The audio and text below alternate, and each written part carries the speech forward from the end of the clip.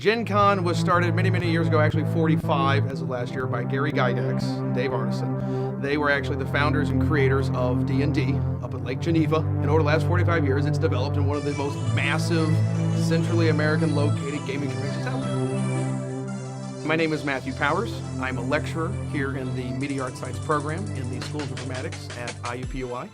I am the overall team leader for the IUPUI Gen Con game project. I got an email from Jake Tice, who is their head of PR, sometime in April of last year in 2012, basically explaining that they were starting an educational games initiative and that they were seeking schools to help partner with them to actually bring higher education into the hallowed halls of Gen Con. We were able to, over the next couple of months, actually work out a really nice deal, a really wonderful deal, to where IUPUI, primarily the School of Informatics, is the flagship school of this educational initiative. Boy, do we take gaming seriously. When I came here 6 years ago, gaming was in a certain state, and I said, well, we could certainly make it better. We could really accelerate this thing to the next level. We are busting at the seams of students that don't want to do gaming.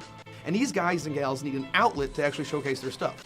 So we've got a really hungry talent pool here to show their stuff. We've got Gen Con right down the street. So it's a perfect marriage to say, okay, look, we've got the game makers, you've got all the connections, you've already got the establishment of the gaming going on. Let's put this together and see what will happen. We have an amazing developing team of 3Ders, programmers, 2D artists, videographers. We have everything here in-house. We are like our own little production company. We have extremely talented people. We have extremely dedicated professors. And it's about time that we really show the world what we can actually make.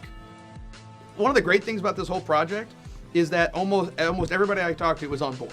It was very, very easy to get professors on this thing. We've got Albert William in 3D. It's a chance for him to work on a professional project like he's done a myriad times over. Todd Shelton, he's been talking about this for years. Travis Foss, one of our brand new professors. He's a programmer extraordinaire. We've got Thomas Lewis, a really wonderful videographer and video professor. So we've got all these professors on board that are able to help, not only help their own projects, but help their students alongside with it. So this is honestly one of the most beneficial and symbiotic projects we've ever had, because it's like a rising tide. Every ship is rising with this project. Even if we fail or succeed, either way, we're going to learn something from it. And the thing is, we might fail.